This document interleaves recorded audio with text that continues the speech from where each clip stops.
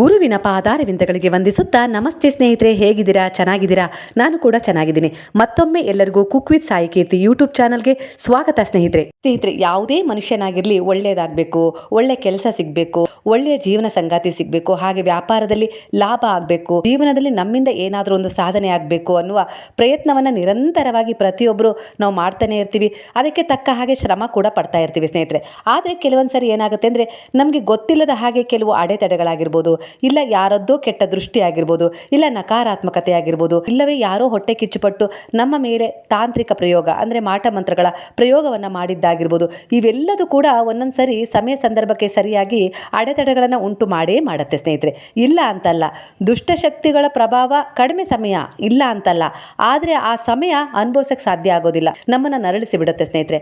ಅಂಥದ್ದಕ್ಕೆ ಅದ್ಭುತ ಪರಿಹಾರ ಅಂದರೆ ಈ ಕಪ್ಪು ಗುಲ್ಗಂಜಿ ಸ್ನೇಹಿತರೆ. ಕಪ್ಪು ಬಣ್ಣದ ಗುಲ್ಗಂಜಿ ಸ್ನೇಹಿತರೆ. ಈ ಕಪ್ಪು ಬಣ್ಣದ ಗುಲ್ಗಂಜಿ ಅತ್ಯಂತ ವಿಶೇಷವಾದ ಪೂಜ್ಯನೀಯ ಮಹತ್ವವನ್ನು ಹೊಂದಿದೆ.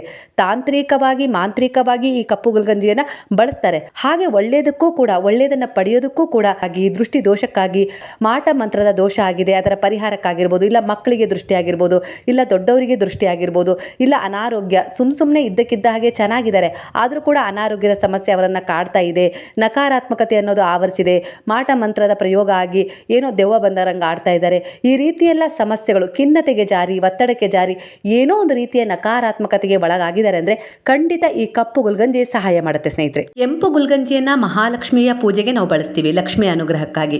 ಬಿಳಿಯ ಗುಲ್ಗಂಜಿಯನ್ನು ಸರಸ್ವತಿಗಾಗಿ, ವಿದ್ಯೆಗಾಗಿ ನಾವು ಬಳಸ್ತೀವಿ, ಯಶಸ್ಸಿಗಾಗಿ. ಹಾಗೆ ಈ ಕಪ್ಪು ಗುಲ್ಗಂಜಿಯನ್ನು ನಾವು ನಮ್ಮ ರಕ್ಷಣೆಗಾಗಿ ಬಳಸ್ತೀವಿ ಸ್ನೇಹಿತರೆ. ಕಪ್ಪು ಗುಲ್ಗಂಜಿ ನಮ್ಮ ಜೊತೆಗಿದ್ರೆ ಮಹಾಕಾಳಿಯ ಅನುಗ್ರಹ ಆಶೀರ್ವಾದದ ಜೊತೆಗೆ ಕರ್ಮಫಲದಾತನ ಶನಿದೇವನ ಮಾರ್ಗದರ್ಶನವೂ ನಮಗೆ ಸಿಗುತ್ತೆ. ಇದರಿಂದ ನಾವು ಕರ್ಮವನ್ನು ಕಳ್ಕೋಬಹುದು, ಹಾಗೆ ಮಹಾಕಾಳಿಯ ಅನುಗ್ರಹ ಆಶೀರ್ವಾದಕ್ಕೂ ಪಾತ್ರರಾಗಿ ಅವಳ ರಕ್ಷಣೆಯನ್ನು ಪಡ್ಕೊಂಡು ಯಾವುದೇ ರೀತಿ ಕೆಟ್ಟ ದೃಷ್ಟಿ ನಮ್ಮ ಮೇಲೆ, ನಮ್ಮ ಮನೆಯ ಮೇಲೆ ಬೀಳದಂತೆ ನಾವು ನಮ್ಮನ್ನು ರಕ್ಷಣೆ ಮಾಡ್ಕೊಳ್ಬೋದು ಸ್ನೇಹಿತರೆ.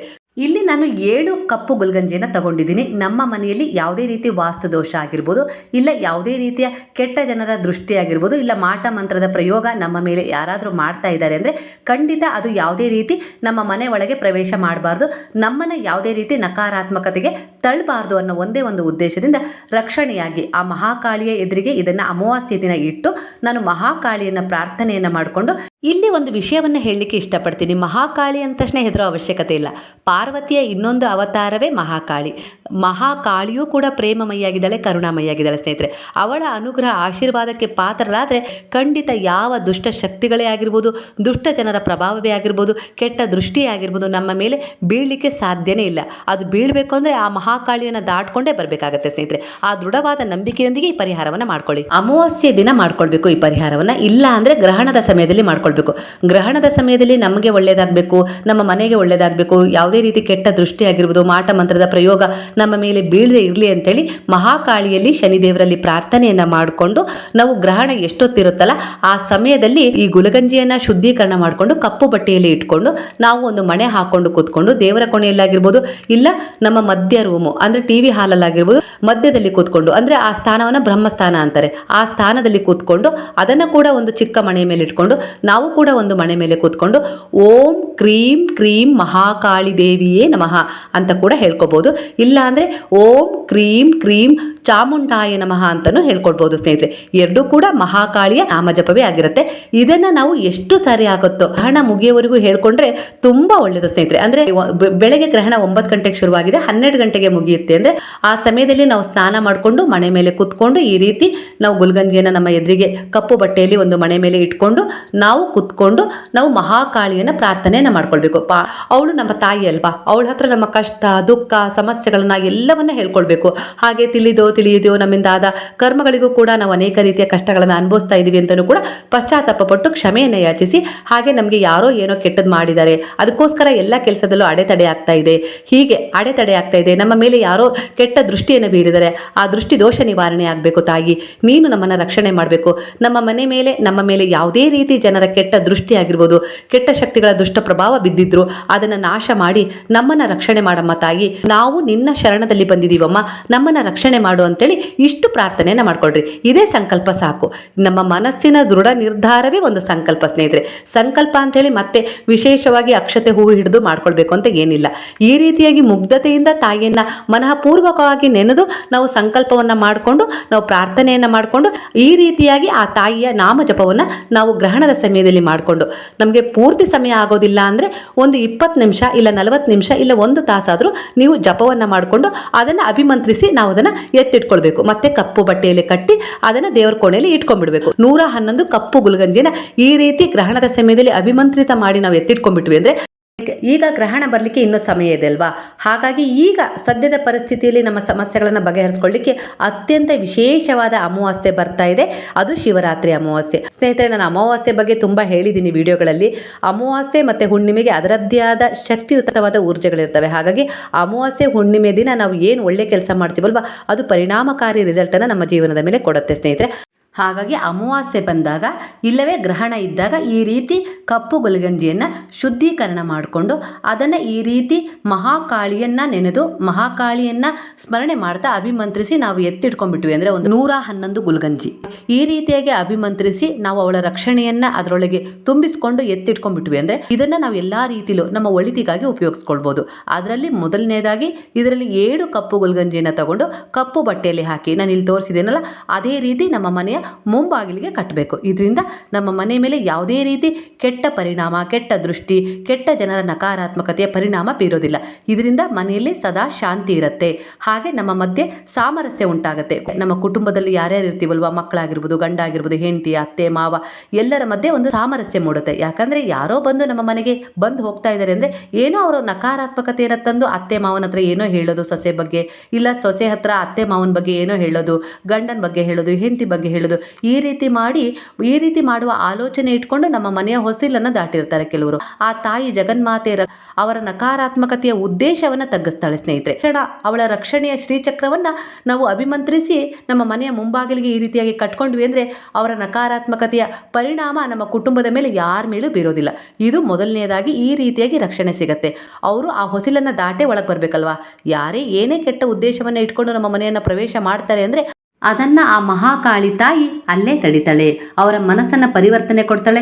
ಇಲ್ಲ ಅವರಿಗೆ ಏನಾದರೂ ಅದು ಉಲ್ಟಾ ಪರಿಣಾಮ ಬೀರೋ ಹಾಗೆ ಮಾಡ್ತಾಳೆ. ಯಾಕಂದ್ರೆ ಕೆಟ್ಟ ಉದ್ದೇಶವನ್ನ ಇಟ್ಕೊಂಡು ಬಂದಿದ್ದಾರೆ ಅಂದ್ರೆ ಖಂಡಿತವಾಗಿಯೂ ಅದರ ಉದ್ದೇಶ ಅವರಿಗೆ ತಿರುಗೋ ಹಾಗೆ ಮಾಡೇ ಮಾಡ್ತಾಳೆ ಸ್ನೇಹಿತರೆ. ಅಷ್ಟೊಂದು ರಕ್ಷಣೆ ನಮಗೆ ಸಿಗತ್ತೆ. ಇದರಿಂದ ನಮ್ಮ ಮನೆಯಲ್ಲಿ ಸುಖ, ಶಾಂತಿ, ನೆಮ್ಮದಿ ನಿಧಾನವಾಗಿ ಆದರೂ ಕೆಲಸ ಕಾರ್ಯಗಳಲ್ಲಿ ಏಳ್ಗತಿ ಆಗ್ತಾ ಹೋಗೋದು ನಮ್ಮ ಅನುಭವಕ್ಕೆ ಬಂದೇ ಬರುತ್ತೆ. ನಾವು ನಂಬಿಕೆ ಇಟ್ಟು ಮಾಡ್ಕೊಳ್ಬೇಕು. ಅದೇ ಪ್ರಕಾರ ದಿನನಿತ್ಯ ಪೂಜೆ ಮಾಡಬೇಕಾದ್ರೆ ಅದಕ್ಕೆ ಊದ್ಬತ್ತಿ ಹೊಗೆ, ಲೋಬಾನದ ಹೊಗೆಯನ್ನು ಹಿಡಿಬೇಕು ಸಂಜೆ ಬೆಳಗ್ಗೆ. ಹಾಗೆ ಮಹಾಕಾಳಿಯನ್ನ ದಿನನಿತ್ಯ ನಾವು ಸ್ಮರಣೆಯನ್ನು ಮಾಡ್ಕೊಳ್ಬೇಕು. ಅಮ್ಮ ನಮ್ಮನ್ನ ರಕ್ಷಣೆ ಮಾಡು, ನಮ್ಮ ಕುಟುಂಬವನ್ನ ರಕ್ಷಣೆ ಮಾಡು, ಯಾವುದೇ ರೀತಿ ಕೆಟ್ಟ ಜನರ ದೃಷ್ಟಿ ಬೀಳದೇ ಇರೋ ಹಾಗೆ ನಮ್ಮನ್ನ ಕಾಪಾಡು ತಾಯಿ ಅಂತೇಳಿ ದಿನನಿತ್ಯ ಬೆಳಗ್ಗೆ ಸಂಜೆ ಅವಳನ್ನ ಪ್ರಾರ್ಥನೆಯನ್ನ ಮಾಡ್ಕೊಳ್ಬೇಕು. ಹಾಗೆ ಕೆಲಸ ಕಾರ್ಯದಲ್ಲೂ ಯಾವುದೇ ರೀತಿ ಅಡೆತಡೆ ಇಲ್ಲದೆ, ಯಾರ ಕಣ್ಣು ಬೀಳದೆ ಒಳ್ಳೆ ರೀತಿಯಲ್ಲಿ ಆ ಕೆಲಸ ಕಾರ್ಯಗಳು ಸುಗಮವಾಗಿ ಸಾಗಲಿ ಅಮ್ಮ ಅಂತೇಳಿ ಪ್ರಾರ್ಥನೆಯನ್ನ ಮಾಡ್ಕೊಳ್ಬೇಕು. ಹಾಗೆ ಕರ್ಮದ ಉದ್ದೇಶ ಕೂಡ ತುಂಬಾ ಚೆನ್ನಾಗಿರ್ಬೇಕು ಸ್ನೇಹಿತರೆ. ಯಾಕಂದ್ರೆ ಕರ್ಮ ಫಲದಾತನ ದೃಷ್ಟಿ ಕೂಡ ನಮ್ಮ ಮನೆ ಮೇಲೆ ಬಿದ್ದೇ ಬೀಳುತ್ತೆ. ಯಾಕಂದ್ರೆ ಕಪ್ಪು ಗುಲ್ಗಂಜಿ ಶನಿದೇವರಿಗೂ ಇಷ್ಟವಾದ ಕರ್ಮ ಫಲದಾತನ ಅನುಗ್ರಹ ಆಶೀರ್ವಾದವೂ ನಮಗೆ ಸಿಕ್ತು ಅಂದ್ರೆ ಆ ಮನೆಯಲ್ಲಿ ಧನ, ಸಮೃದ್ಧಿ, ಶಾಂತಿ, ಸುಖ ಅನ್ನೋದು ತಾಂಡವವಾಡುತ್ತೆ ಸ್ನೇಹಿತರೆ. ಶನಿದೇವರ ಅನುಗ್ರಹ ಆಶೀರ್ವಾದಕ್ಕೆ ಪಾತ್ರರಾದರೂ ಜೀವನದ ತುಂಬೆಲ್ಲ ಸುಖ, ಶಾಂತಿ, ನೆಮ್ಮದಿಯನ್ನ ಅನುಭವಿಸ್ತಾರೆ ಸ್ನೇಹಿತರೆ. ಅದಕ್ಕೋಸ್ಕರ ಒಳ್ಳೆಯ ಕರ್ಮಗಳು ಆಗಬೇಕು. ಕಪ್ಪು ಗುಲ್ಗಂಜಿಯ ಮಹತ್ವ ಏನಪ್ಪಾ ಅಂದ್ರೆ ನಮ್ಮಿಂದ ಕೂಡ ಯಾವುದೇ ರೀತಿ ನಕಾರಾತ್ಮಕತೆ ಚಿಂತನೆ ಮಾಡ್ಸಕ್ ಕೊಡೋದಿಲ್ಲ. ಅದು ಮಹಾಕಾಳಿಯ ಅನುಗ್ರಹ, ಆಶೀರ್ವಾದ, ಮಾರ್ಗದರ್ಶನ, ಶನಿದೇವರ ಮಾರ್ಗದರ್ಶನ ಎಲ್ಲವೂ ನಮಗೆ ಸಿಗ್ತಾ ಇದೆ ಅಂದ್ರೆ ನಾವು ಕೂಡ ಅಷ್ಟೇ ಒಳ್ಳೆಯ ರೀತಿಯಲ್ಲಿ ನಮ್ಮ ಸ್ವಭಾವಗಳನ್ನ, ನಮ್ಮ ಕರ್ಮಗಳನ್ನ ಬದಲಾಯಿಸ್ಕೊಂಡು ಸಾಕ್ತೀವಿ.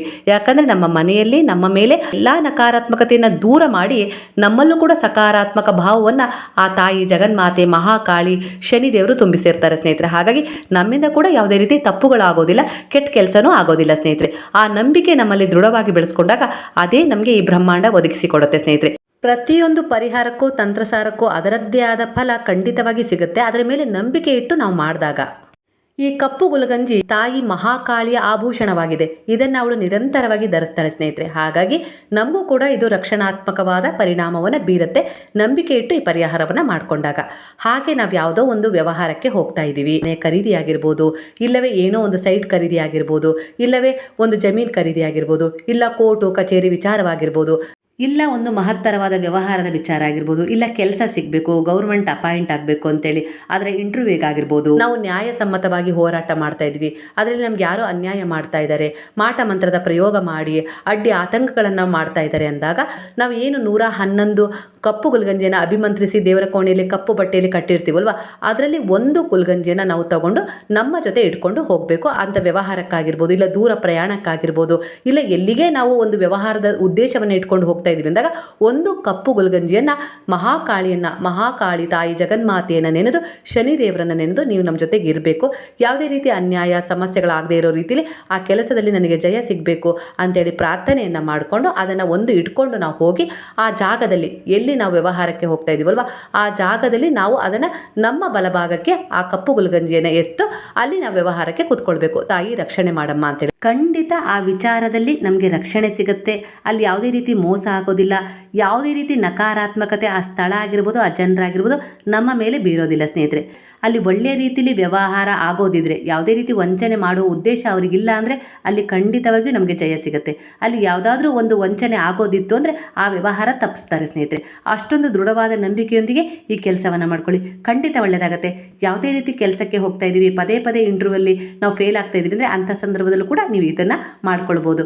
ಒಂದು ಗುಲ್ಗಂಜಿಯನ್ನು ಅದರಲ್ಲಿ ತಕ್ಕೊಂಡು ದೇವರೆದುರಿಗೆ ಪ್ರಾರ್ಥನೆಯನ್ನು ಮಾಡಿಕೊಂಡು ಮಹಾಕಾಳಿನ ಸ್ಮರಣೆ ಮಾಡಿಕೊಂಡು ಹೋಗಿ ಆ ಗುಲ್ಗಂಜಿಯನ್ನು ಮತ್ತೊಂದು ಸಾರಿ ಆ ಜಾಗದಲ್ಲಿ ಕೈಯಲ್ಲಿ ಹಿಡಿದು ಸ್ಮರಣೆ ಮಾಡಿಕೊಂಡು ಬಲಭಾಗಕ್ಕೆ ಎತ್ತು ಬಿಡಬೇಕು. ಮತ್ತೆ ಯಾವುದೇ ರೀತಿ ಚಿಂತೆ ಮಾಡಬೇಡ್ರಿ. ಖಂಡಿತವಾಗಿ ಆ ಜಾಗದಲ್ಲಿರುವ ನಕಾರಾತ್ಮಕತೆ ಆಗಿರ್ಬೋದು, ಜನರಲ್ಲಿರುವ ನಕಾರಾತ್ಮಕತೆಯನ್ನಾಗಿರ್ಬೋದು ಆ ಕಪ್ಪು ಗುಲ್ಗಂಜಿ ಹೀರಿಕೊಂಡು ನಮಗೆ ರಕ್ಷಣೆ ಕೊಡುತ್ತೆ ಸ್ನೇಹಿತರೆ. ಇದು ಅದ್ಭುತವಾದ ಪರಿಹಾರ ಆಗಿದೆ, ಖಂಡಿತವಾಗಿ ಮಾಡ್ಕೊಳ್ರಿ. ತುಂಬ ಒಳ್ಳೆ ಪರಿಣಾಮ, ರಿಸಲ್ಟ್ ಸಿಗುತ್ತೆ. ನೀವೇ ಕಮೆಂಟ್ ಮಾಡಿ ತಿಳಿಸ್ತೀರಾ. ನಂಬಿಕೆ ಇಟ್ಟು ಮಾಡ್ಕೊಳ್ಬೇಕು. ಹಾಗೆ ನಮ್ಮ ಮನೆಯಲ್ಲಿ ತುಂಬ ಹುಷಾರಿಲ್ದವ್ರು ಇದ್ದಾರೆ, ಎಲ್ಲ ರೀತಿಯಲ್ಲೂ ಆಸ್ಪತ್ರೆಯಲ್ಲಿ ತೋರಿಸಿದ್ದೀವಿ, ಟ್ರೀಟ್ಮೆಂಟ್ ಕೊಡಿಸಿದ್ದೀರಿ, ಆದರೂ ಕೂಡ ಹುಷಾರಾಗ್ತಾ ಇಲ್ಲ.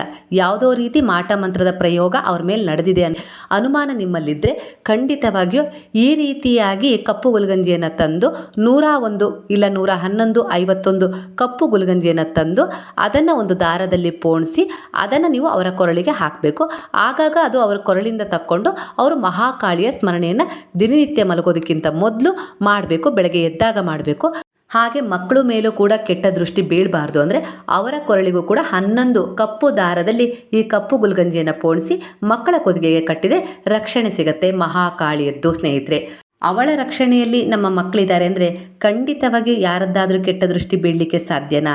ಹಾಗಾಗಿ ಆ ಮಗುವಿನ ಕೊರಳಿಗೆ ಅಮಾವಾಸ್ಯೆ ದಿನ ನೀವು ಅದನ್ನು ಏನು ಇಟ್ಟಿರ್ತೀರಲ್ಲ ಪೂಜೆ ಮಾಡಿ, ಅದರಲ್ಲಿ 11 ಈ ಕಪ್ಪು ಗುಲ್ಗಂಜಿಯನ್ನು ತೆಗೆದು ಕಪ್ಪು ದಾರದಲ್ಲಿ ಪೋಣಿಸಿ ಮಹಾಕಾಳಿಯನ್ನು ಸ್ಮರಣೆ ಮಾಡಿಕೊಂಡು ಅಮ್ಮ ನಮ್ಮ ಮಗುವಿನ ರಕ್ಷಣೆ ಮಾಡಮ್ಮ ಅಂತ ಹೇಳಿ ಪ್ರಾರ್ಥನೆಯನ್ನು ಮಾಡಿಕೊಂಡು ನಿಮ್ಮ ದೊಡ್ಡ ಮಗು ಆಗಿರ್ಬೋದು, ಸಣ್ಣ ಮಗು ಆಗಿರ್ಬೋದು, ಕಾಲೇಜಿಗೆ ಹೋಗ್ತಾ ಇರೋರಾಗಿರ್ಬೋದು, ಬೇರೆ ಊರಲ್ಲಿದ್ದಾರೆ ಅನ್ನೋರಾಗಿರ್ಬೋದು, ಅವರ ಕೈಗಾಗಿದ್ರು ಇಲ್ಲ ಕೊರಳಿಗಾದರೂ ನೀವು ಇದನ್ನು ಕಟ್ಟಿ ಕಳಿಸ್ಬೋದು ಸ್ನೇಹಿತರೆ. ರಕ್ಷಣೆಯಾಗಿ ಅವ್ರ ಜೊತೆ ಇರುತ್ತೆ.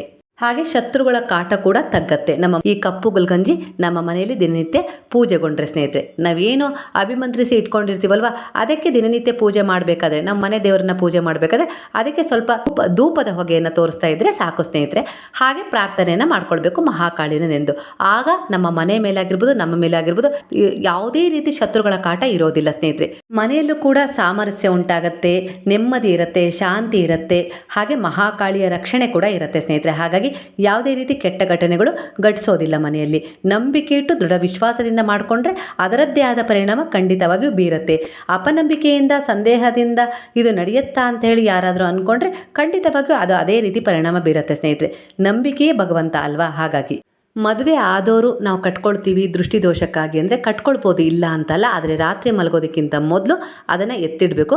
ಬೆಳಗ್ಗೆ ಸ್ನಾನ ಮಾಡಿದ ಮೇಲೆ ಮತ್ತೆ ಕೊರಳಿಗೆ ಧರಿಸ್ಬೇಕು ಸ್ನೇಹಿತರೆ. ಕೈಗಾದರೂ ಕಟ್ಕೊಳ್ಬೇಕು ಸ್ನೇಹಿತರೆ, ಬ್ರೇಸ್ಲೆಟ್ ಥರ. ಅದೇ ಮಕ್ಕಳ ಕೊರಳಲ್ಲಿದೆ ಅಂದರೆ ತೆಗೆಯೋದು ಬೇಡ, ಅವ್ರ ಕೊರಳಲ್ಲಿ ಕೈಯಲ್ಲಿ ಅದು ಹಾಗೆ ಇರಲಿ. ನಾನು ಗುರುವನ್ನು ನಂಬಿ ನಡೀತಾ ಇದ್ದೀನಿ. ಆ ಗುರುವೇ ನನಗೆ ಈ ರೀತಿ ಮಾರ್ಗದರ್ಶನ ಮಾಡಿ ನನ್ನಿಂದ ಈ ರೀತಿಯಾದ ಒಂದು ಪರಿಹಾರಗಳನ್ನು ನಾನೇ ಮಾಡ್ಕೊಳ್ಳೋ ಹಾಗೆ ಮಾಡಿದ್ದಾರೆ. ಇದರಿಂದ ನಂಗೆ ತುಂಬ ಒಳ್ಳೆಯದಾಗಿದೆ ಸ್ನೇಹಿತರೆ. ಹಾಗಾಗಿ ಎಷ್ಟೋ ಜನ ಸಮಸ್ಯೆಯಲ್ಲಿದ್ದೀರಾ, ಎಷ್ಟೋ ಕೆಲಸಗಳಾಗ್ತಾ ಇಲ್ಲ, ಎಷ್ಟೋ ರೀತಿ ಪ್ರಯತ್ನ ಪಟ್ಟರು ದುಡಿಮೆ ಆಗ್ತಾ ಇಲ್ಲ, ವ್ಯವಹಾರ ಚೆನ್ನಾಗಾಗ್ತಾ ಇಲ್ಲ, ಅಂಗಡಿಲಿ ವ್ಯಾಪಾರ ಆಗ್ತಾ ಇಲ್ಲ ಅಂದವರು ಕೂಡ ನಿಮ್ಮ ವ್ಯವಹಾರದ ಸ್ಥಳದಲ್ಲೂ ಕೂಡ ನೀವು ಈ ರೀತಿ ಕಪ್ಪು ಗುಲ್ಗಂಜಿಯನ್ನು 11 ಕಪ್ಪು ಗುಲ್ಗಂಜಿಯನ್ನು ನೀವು ಪೂಜೆ ಮಾಡಿ ಅಭಿಮಂತ್ರಿಸಿ ಅದನ್ನು ಕೂಡ ನೀವು ಕ್ಯಾಶ್ ಬಾಕ್ಸಲ್ಲಿ ಕಪ್ಪು ಬಟ್ಟೆಯಲ್ಲಿ ಕಟ್ಟಿ ಇಟ್ಕೊಳ್ಬೋದು ಸ್ನೇಹಿತರೆ.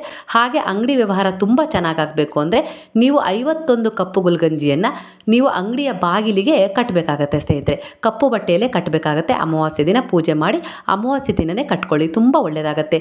ಯಾಕಂದರೆ ನಿಮ್ಮ ಅಂಗಡಿಗೆ ವ್ಯವಹಾರಕ್ಕಾಗಿ ಬರೋರು ಯಾವ ಮನಸ್ಥಿತಿಯಿಂದ ಬಂದಿರ್ತಾರೋ ಕೆಟ್ಟ ದೃಷ್ಟಿಯನ್ನು ಬೀಳ್ಬೋದು. ಹಾಗಾಗಿ ಒಂದೊಂದ್ಸರಿ ನಕಾರಾತ್ಮಕತೆ ಅಂಗಡಿಯನ್ನು ಆವರಿಸಿ ಚೆನ್ನಾಗಿ ವ್ಯವಹಾರ ಆಗ್ತಾ ಇರೋದಿಲ್ಲ ಅಲ್ವಾ. ಹಣಕಾಸಿನ ವ್ಯವಹಾರ ತುಂಬ ಚೆನ್ನಾಗಾಗಬೇಕು, ವಹಿವಾಟು ತುಂಬ ಚೆನ್ನಾಗಿ ನಡಿಬೇಕು ವ್ಯಾಪಾರದಲ್ಲಿ ಅಂದರೆ ಈ ರೀತಿಯಾಗಿ 51 ಕಪ್ಪು ಗುಲ್ಗಂಜಿಯನ್ನು ಒಂದು ಕಪ್ಪು ಬಟ್ಟೆಯಲ್ಲಿ ಕಟ್ಟಿ ಅದನ್ನು ಅಂಗಡಿಯ ಬಾಗಿಲಿಗೆ ನೀವು ನಾನು ಯಾವ ರೀತಿ ಮನೆ ಬಾಗಿಲಿಗೆ ಕಟ್ಟಿದ್ದೀನಲ್ಲ ಅದೇ ರೀತಿ ಕಟ್ಟಬೇಕು. ದಿನನಿತ್ಯ ನೀವು ಅಂಗಡಿ ಪೂಜೆ ಮಾಡಬೇಕಾದ್ರೆ ಅದಕ್ಕೆ ಊದ್ಬತ್ತಿ ಹೊಗೆಯನ್ನು ಬೆಳಗ್ಗೆ ಸಂಜೆ ಮಹಾಕಾಳಿಯನ್ನು ಪ್ರಾರ್ಥನೆಯನ್ನು ಮಾಡಿಕೊಂಡು ನಮಸ್ಕಾರ ಮಾಡ್ಕೊಳ್ಬೇಕು. ಅಮ್ಮ ಒಳ್ಳೇದು ಮಾಡಮ್ಮ, ರಕ್ಷಣೆ ನೀಡಮ್ಮ ಅಂಥೇಳಿ. ನಾನು ಹಿಂದೆ ಕೂಡ ಕೆಂಪು ಗುಲ್ಗಂಜಿ, ಬಿಳಿ ಗುಲ್ಗಂಜಿ, ಹಾಗೆ ಗೋಮತಿ ಚಕ್ರ ಮತ್ತು ಕವಡೆ ಇವೆಲ್ಲವನ್ನು ಲಾವಂಚ ಕಾಯಿನ್ಗಳನ್ನು ಹಾಕಿ ಕಟ್ಟಿ ಕೆಂಪು ಬಟ್ಟೆಯಲ್ಲಿ ಕಟ್ಟಿ ದೇವರ ಮನೆಯಲ್ಲೇ ಇಟ್ಟು, ಅಂದರೆ ಅಮಾವಾಸ್ಯೆಯಾಗಿ ಶುಕ್ರವಾರ ಬರಬೇಕು. ಆ ಸಮಯದಲ್ಲಿ ನಾವು ಮಾಡ್ಕೊಳ್ಳೋದ್ರಿಂದ ಬಹಳ ಅತ್ಯುತ್ತಮವಾದ ಹಣಕಾಸಿನ ಸಮಸ್ಯೆ ಪರಿಹಾರ ಆಗುತ್ತೆ ಅಂತೇಳಿ ನಾನು ಇದೇ ಚಾನಲಲ್ಲಿ ವಿಡಿಯೋನ ಹಾಕಿದ್ದೀನಿ ಸ್ನೇಹಿತರೆ. ಸ್ವಲ್ಪ ಅದರಲ್ಲಿ ಸಮಯ ಜಾಸ್ತಿ ಆಗಿದೆ, ಅದಕ್ಕೆ ಕೆಲವರು ವಿಸ್ತಾರವಾಗಿ ಚೆನ್ನಾಗಿ ಹೇಳಿದ್ದೀರಾ ಅಂತ ಹೇಳಿ ಕೆಲವರು ಹೇಳಿದ್ದಾರೆ. ಹಾಗೆ ಕೆಲವರು ಏನಂತ ಹೇಳಿದ್ದಾರೆ ಅಂದರೆ ತುಂಬ ಲಾಂಗ್ ವಿಡಿಯೋ ಆಯಿತು ಅಂತಲೂ ಕೂಡ ಹೇಳಿದ್ದಾರೆ ಸ್ನೇಹಿತರೆ. ಒಳ್ಳೆಯ ಮಾಹಿತಿ ಅಂದಮೇಲೆ ಸ್ವಲ್ಪ ಸಮಯ ಕೊಟ್ಟು ಕೇಳೋದ್ರಿಂದ ಖಂಡಿತವಾಗಿಯೂ ಅದು ನಮ್ಮ ಜೀವನದಲ್ಲಿ ಅಳವಡಿಸ್ಕೊಳ್ಳೋದ್ರಿಂದ ಖಂಡಿತವಾಗಿಯೂ ನಮಗೆ ಉತ್ತಮವಾದ ಫಲಿತಾಂಶ ಸಿಗುತ್ತೆ. ಹಾಗಾಗಿ ಸ್ವಲ್ಪ ವಿವರವಾಗಿ ಹೇಳ್ತೀನಿ ಸ್ನೇಹಿತರೆ. ಇಲ್ಲ ಅಂದರೆ ಏನಾಗುತ್ತೆ ಅಂದರೆ ಕಮೆಂಟಲ್ಲಿ ಅದನ್ನು ಹೇಗೆ ಮಾಡ್ಕೊಳ್ಬೇಕು, ಅದನ್ನು ಯಾಕೆ ಮಾಡ್ಕೊಳ್ಬೇಕು, ದುಡಿದ್ರೆ ಸಂಪಾದನೆ ಆಗುತ್ತೆ, ಅದು ಬಿಟ್ಟು ಈ ರೀತಿ ಪರಿಹಾರ ಮಾಡ್ಕೊಳ್ಳೋ ತಕ್ಷಣ ಉದ್ಧಾರ ಆಗ್ಬಿಡ್ತೀವ, ಈ ರೀತಿ ಎಲ್ಲ ಕಮೆಂಟ್ ಹಾಕ್ತಾರೆ ಸ್ನೇಹಿತರೆ. ಹಾಗಾಗಿ ನಾವು ಸುವಿಸ್ತಾರವಾಗಿ ಹೇಳಿದರೆ ಆ ವಸ್ತುವಿನ ಮಹತ್ವ, ಆ ವಸ್ತು ಯಾವ ದೇವಿಗೆ ಸಂಬಂಧಪಟ್ಟಿದೆ, ಅದರಿಂದ ಈ ರೀತಿ ಪರಿಹಾರಗಳನ್ನು ಮಾಡಿಕೊಂಡ್ರೆ ಎಷ್ಟೆಲ್ಲ ಒಳ್ಳೆಯದಾಗತ್ತೆ ಅನ್ನೋದನ್ನು ವಿಸ್ತಾರವಾಗಿ ಹೇಳಿದರೆ ಕೆಲವರಿಗೆ ಚೆನ್ನಾಗಿ ಅರ್ಥ ಆಗುತ್ತೆ.